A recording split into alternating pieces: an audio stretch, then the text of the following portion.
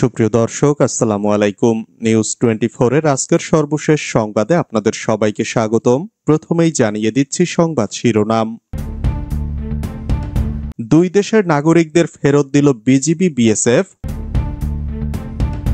ভারত পাকিস্তানে হামলা করলে আমাদের উচিত সেভেন সিস্টার্স দখল করা, বাংলাদেশি অবসরপ্রাপ্ত সেনা কর্মকর্তার মন্তব্য। ফজলুর রহমানের বক্তব্য একেবারেই ব্যক্তিগত, বিবৃতি পররাষ্ট্র মন্ত্রণালয়ের। ব্রাহ্মণবাড়িয়ায় নারীর দিকে তাকানো নিয়ে সংঘর্ষ, ইউএনও ওসি সহ আহত 20। গাজার উদ্দেশ্যে ত্রাণ নিয়ে যাত্রা করা জাহাজে বোমা হামলা। এতক্ষণ শুনছিলেন সংবাদ শিরোনাম। পুরো খবর পেতে ভিডিওটি শেষ পর্যন্ত দেখুন।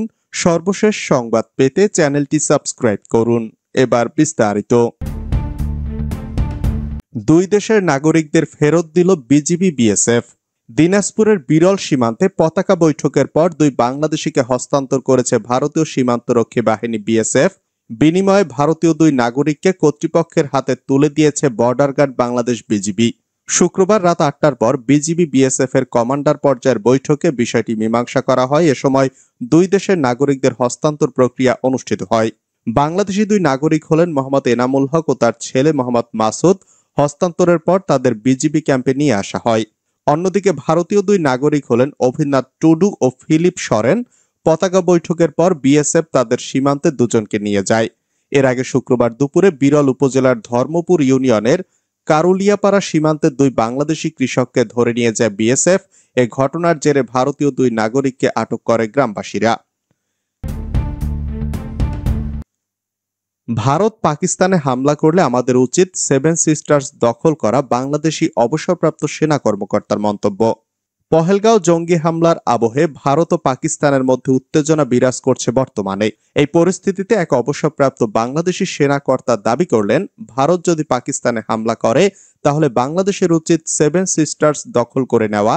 এই ব্যক্তির আরও দাবি, ভারত নিজেই নাকি পহেলগাঁওতে নিজের নাগরিকদের উপর হামলা করিয়েছে। বাংলাদেশ সেনার অবসরপ্রাপ্ত সেনা কর্তা আলম ফজলুর রহমান ফেসবুকে এক পোস্টে লিখেছেন, ভারত পাকিস্তান আক্রমণ করলে বাংলাদেশের উচিত হবে উত্তর পূর্ব ভারতের 7 রাজ্য দখল করে নেয়া। এ ব্যাপারে চীনের সাথে যৌথ সামরিক ব্যবস্থা নিয়ে আলোচনা শুরু করা প্রয়োজন বলে মনে করি।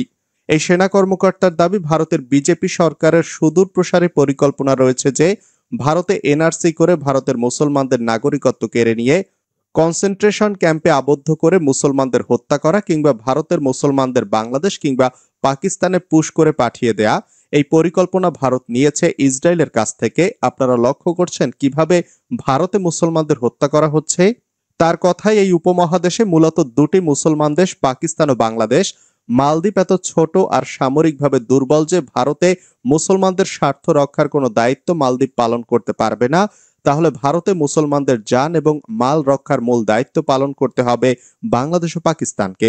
এই তো কয়েকদিন আগে ভারতে মুসলমানদের ওয়াকফা সম্পত্তির সবটাই বিজেপি সরকার কেড়ে নিয়েছে।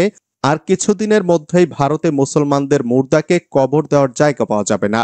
এরপর তিনি আরো লেখেন, ভারতে কোনো মাদ্রাসা মসজিদ থাকবে না, কারণ শত শত মসজিদ মাদ্রাসা ওয়াকফা জমির উপর অবস্থিত এবং ওয়াকফার টাকায় চলে। ওয়াকফা না থাকলে এইসব মসজিদ থাকবে না, মাদ্রাসাও থাকবে না। ইতোমধ্যে ভারতের সরকার রাস্তা এবং খোলা স্থানে নামাজ পড়া নিষিদ্ধ করেছে, অথচ হিন্দুরা রাস্তায় হোলি খেলছে এবং রাস্তায় দল বেঁধে অনুষ্ঠান করছে বাধাহীনভাবে। আলম ফজলুর রহমানের কথায়, এবারে নরেন্দ্র মোদী সরকার পহেলগাঁওয়ে নিজেরা পর্যটকদের হত্যা করে পাকিস্তানের উপরে দোষ চাপিয়ে পাকিস্তান আক্রমণ করে ধ্বংস করার পরিকল্পনা করেছে। যদি ভারত পাকিস্তানকে ধ্বংস করতে সক্ষম হয় তবে বাংলাদেশের স্বাধীনতার সার্বভৌমত্বের প্রতি ভারতের হুমকি কি পরিমাণ বৃদ্ধি পাবে কল্পনা করতে পারেন। এই অবসরপ্রাপ্ত সেনা কর্মকর্তার দাবি, পাকিস্তানকে সামরিকভাবে রক্ষা করা এখন আমাদের অস্তিত্বের জন্য অপরিহার্য হয়ে পড়েছে। এর মানে এই নয় যে আমাদেরকে পাকিস্তানের বন্ধু হতে হবে। এটা একটা স্ট্র্যাটেজিক বিষয়, পারস্পরিক নির্ভরতার বিষয়। যদি ভারত পাকিস্তানকে আক্রমণ করে তবে চীনের সঙ্গে মিলে ভারতের উত্তর পূর্ব 7 রাজ্যকে দখলে নেয়া, এটা ভারতের পাকিস্তান আক্রমণের রিজিওনাল ও আন্তর্জাতিক প্রতিক্রিয়া, যাতে ভারত পাকিস্তান আক্রমণ করতে উৎসাহিত না হয়। ফজলুর রহমানের বক্তব্য একেবারেই ব্যক্তিগত, পররাষ্ট্র মন্ত্রণালয়ের বিবৃতি। ভারত উত্তর পূর্বাঞ্চলীয় 7 রাজ্য দখল বিষয়ে পিলখানায় বিডিআর সদর দপ্তরে হত্যাকাণ্ডের ঘটনায় গঠিত জাতীয় স্বাধীন তদন্ত কমিশনের প্রধান আলম ও ফজলুর রহমান যে বক্তব্য দিয়েছেন সেটিকে একেবারেই তার ব্যক্তিগত বলে অভিহিত করেছে সরকার।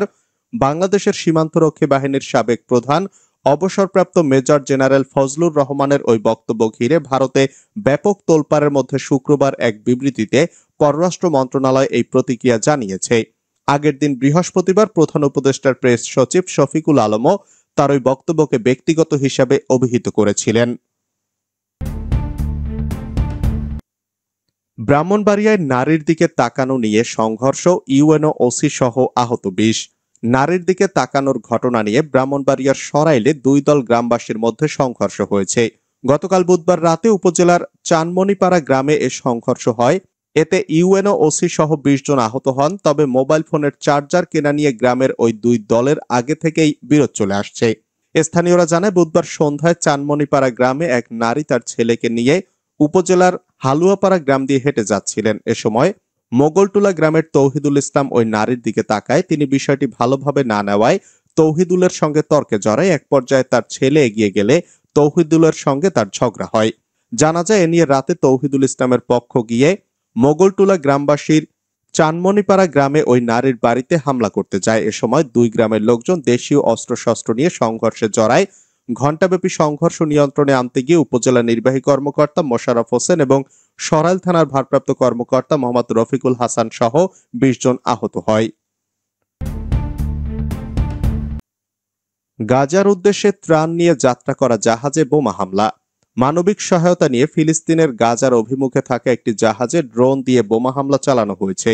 মাল্টা উপকূলে আন্তর্জাতিক জলসীমায় এ হামলায় জাহাজটি বিকল হয়ে গেছে। শুক্রবার এক বিবৃতিতে ওই মানবিক সহায়তা আয়োজনকারী সংগঠন ফ্রিডম ফ্লোটিলা কোয়ালিশন এক বিবৃতিতে এ তথ্য জানিয়েছে।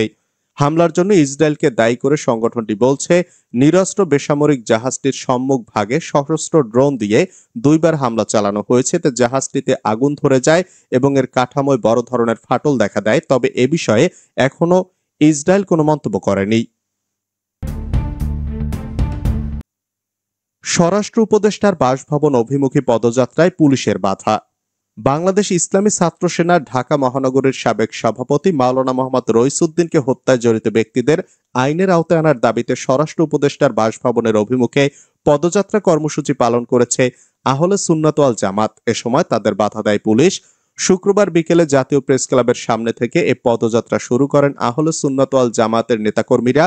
এর আগে জুমার নামাজের পর সুপ্রিম কোর্ট জামে মসজিদ থেকে বিক্ষোভ মিছিল করে ইসলামী ছাত্র সেনা ঢাকা মহানগর শাখা।